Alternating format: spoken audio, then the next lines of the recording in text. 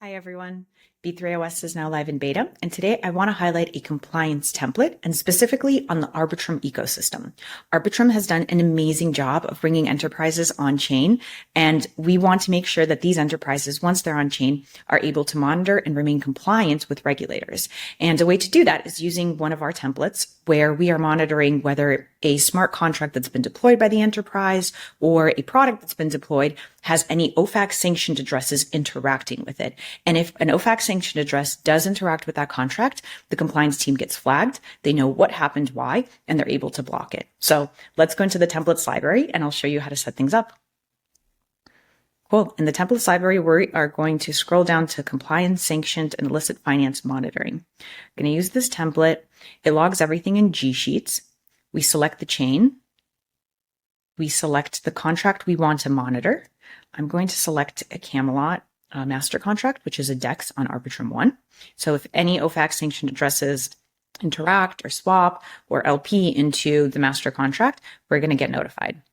Now, in the team wallet section, we get to select what wallets to whitelist so that the scan, as it's monitoring things, doesn't take into account our own team wallets if we're testing things. In the Google Sheets URL, we are going to copy in the exact formatted kind of G sheet that is going to give us the address that is sanctioned, if it's sanctioned, what the risk flags are, category, status, transaction hash, and when this happened. That all looks good to me. I'm going to copy in the address and paste it here. And then let's select the ABI that we want to monitor. And let's monitor claiming rewards on Camelot. And we hit continue. Awesome. The template is now set up. If you have any questions on any of these nodes or what's happening, or you need to switch out the contract address, or you want to adjust any of the sanctions list, or you could even add in your own sanctions list. So if your team has a list of blocked addresses that it knows cannot use your product, interact with your smart contracts, you can add those in alongside the OFAC sanctions list that's already pre-populated here.